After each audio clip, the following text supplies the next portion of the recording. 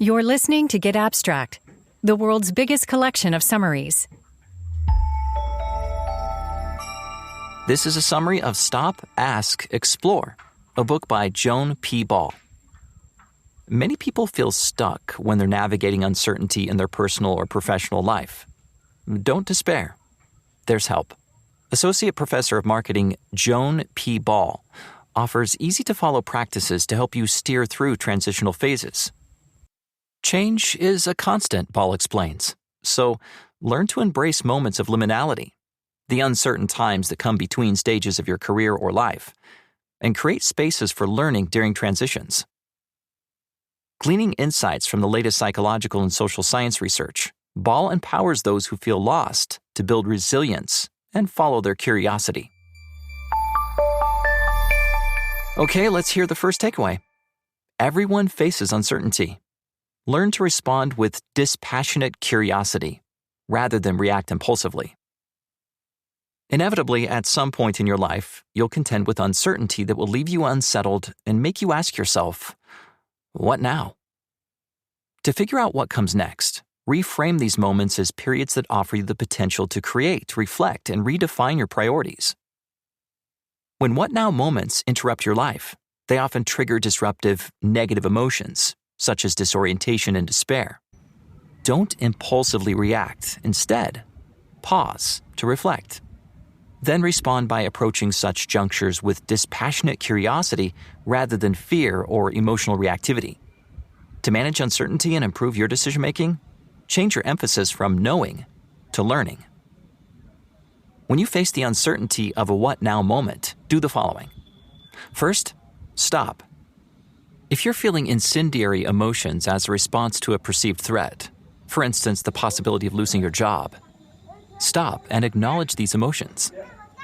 Pause until you feel calm and collected enough to respond to the situation. Second, ask. Create a curiosity loop by intentionally asking yourself questions that help you reflect on the situation. This will create space for learning. And third, explore. If your line of inquiry leads you to a clear solution, then move forward. But if it raises bigger questions, search for ways to explore possible actions or solutions. For example, you might accept a new job role with a trial period. All right, here's the second takeaway. Develop active resilience to prepare yourself for when adversity strikes. Resilience researcher Michael Ungar defines resilience in times of uncertainty as both the capacity of individuals to navigate their way to the psychological, social, cultural, and physical resources that sustain their well-being, and their capacity individually and collectively to negotiate for these resources to be provided in culturally meaningful ways. Develop active resilience by assessing your own levels of resilience in the following 10 areas: friends and family, community, environment, recreation and fun, health and fitness, career and work, finance, spirituality, learning and growth, and love and partnerships. To assess the way you might respond or react to catastrophic, life-altering events in these areas, assign yourself a ranking between 1 for least resilient and 10 for most resilient. Repeat the assessment by ranking your resilience to day-to-day disruptions in each area.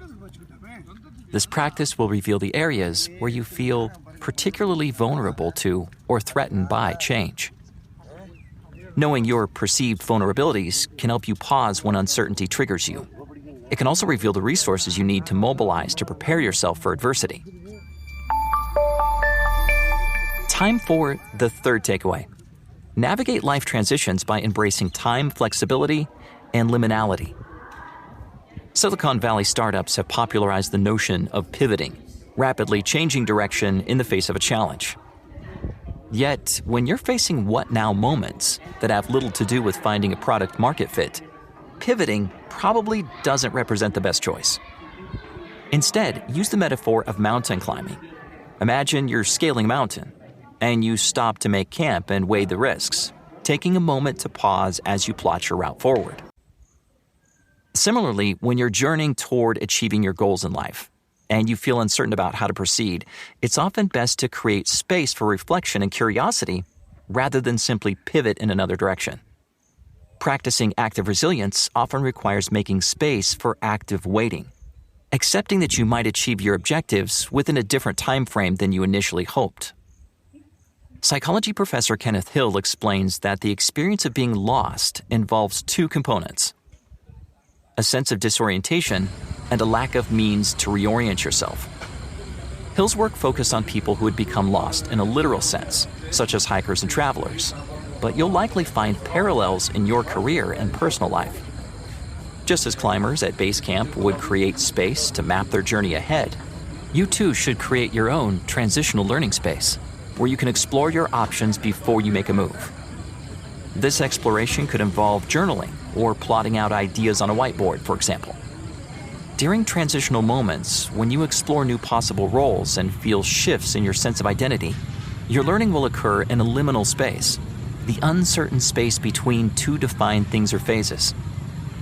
To embrace these periods of liminality, you might find it helpful to take photos, record a video, or create a drawing to commemorate who you are now as you welcome new possibilities.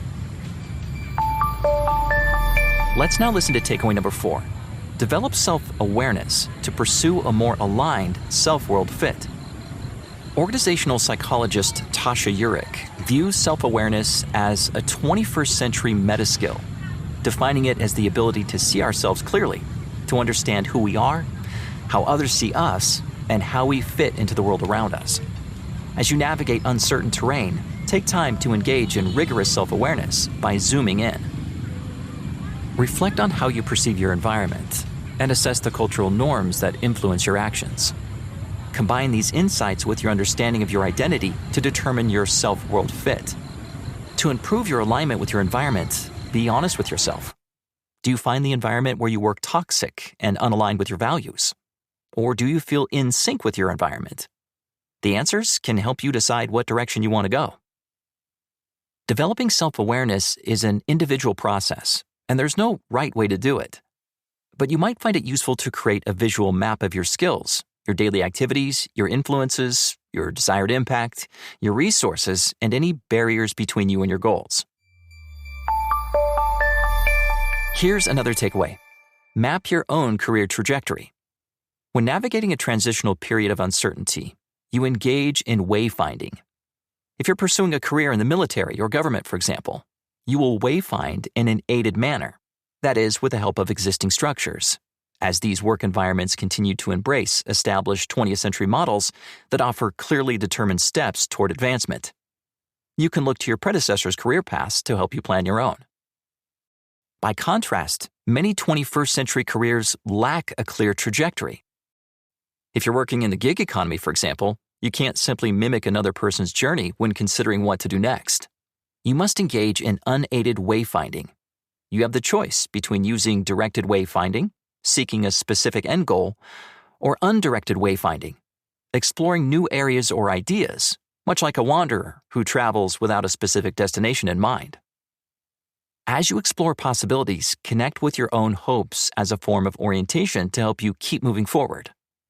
Reflect on your current situation and on the past events that led you toward this period of uncertainty. What future do you hope to experience? When engaging in unaided wayfinding, visually lay out, for example by using an online whiteboard tool or paper sticky notes, all the information you possess relating to your future possibilities. Don't categorize this information in any way, just jot down ideas you don't want to forget. Presenting information in this way helps you zoom out, freeing yourself from preconceived notions about what your career path ought to look like, so you can observe your situation more objectively. Move all your different ideas around like puzzle pieces to uncover a pathway forward unique to you.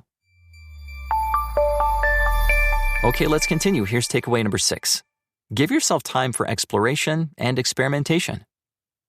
As you consider your next move, take time to explore your opportunities through experimentation to make a better informed next step.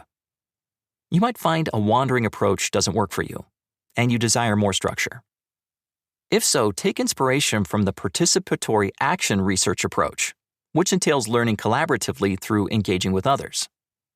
Just as people who want to build houses learn best by working alongside other builders, and not by simply reading books about building, you too need to carve out time to explore the potential of your ideas by taking aligned action with others. Overcome the impatience to find quick solutions. To explore, you can design time-boxed experiments by using the experiment design canvas approach. Make notes of what you already know about the problem you face. Then clearly identify what you hope to learn and specify the steps you need to take to learn it, defining the number of days or months you'll allot to each step. Before you embark on the exploration period, identify your own analysis and accountability tools. Will you keep audio notes or write about your observations? Also identify strategies that could help you gain perspective. For example, if you're trying to build trust among your team through team-building activities, perhaps invite a peer observer to monitor the group and give feedback.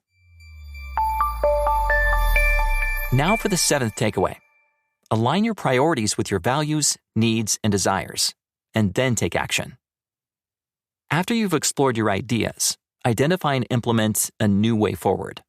First, learn. Reflect on the insights you've gathered during your experimentation. What excites you or sparks frustration or fear? Second, discern. You need discernment to move from the divergent thinking you relied on in the exploratory phase to the logical, convergent thinking necessary for execution. Reflect on how your priorities might have changed as a result of your new insights. Do you have enough information to make an informed choice about how to move forward in your life or career? Third, choose.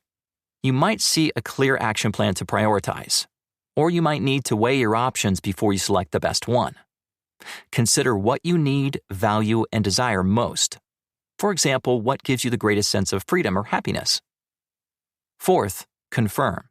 Create your own system to help you recognize when you've made a choice that doesn't work for you. For example, you might choose to measure your success in terms of outcomes and plan to switch course if you don't achieve the results you hope for within a certain time frame. All right, here's the 8th and final takeaway. Draw on courage, humility, and passion to help you wayfind during uncertain times. Your wayfinding journey helps you connect with what matters most to you, so you can align your actions with your passions, but only after you've learned to control your passions to ensure they don't interfere with your decision-making process. When incendiary emotions overwhelm you, following your passions can lead to disaster.